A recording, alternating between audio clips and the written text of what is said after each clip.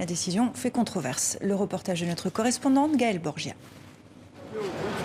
Embouteillage, bus bondés, distanciation sociale absente, concerts. À Madagascar, la vie a repris son cours depuis 3 mois. Comme si le coronavirus n'avait jamais existé.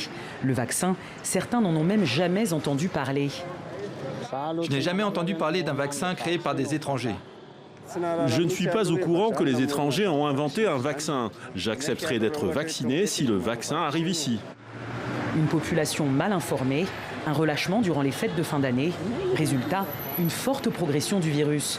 En janvier, Madagascar est passé de 53 cas par semaine à 234.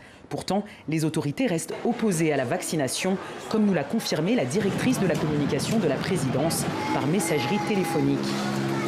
C'est notre liberté, notre choix, notre souveraineté, car en attendant les résultats et les effets secondaires de ces vaccins, nous utilisons, vulgarisons et faisons la promotion de nos produits locaux CVO et CVE+, qui guérissent bien cette maladie. Ces gélules, à base d'artémisinine et de plantes médicinales malgaches, sont au cœur de la riposte sanitaire de la Grande Île depuis 3 mois. Si le gouvernement est exigeant sur le vaccin, il est beaucoup moins regardant sur sa propre pharmacopée traditionnelle, distribuée sans études cliniques préalables. Des traitements surtout qui n'ont pas empêché une flambée des contaminations l'an dernier. Médecins contaminés, afflux de malades.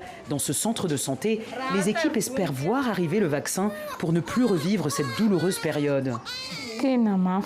C'était vraiment dur la période du coronavirus. C'était effrayant.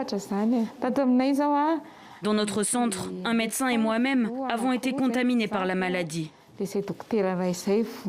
Si le vaccin contre la Covid arrive à Madagascar, cela facilitera la prise en charge, car les gens seront protégés.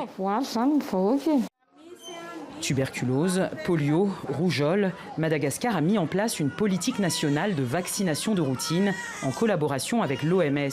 Ce revirement de position jette un malaise parmi les bailleurs de fonds internationaux.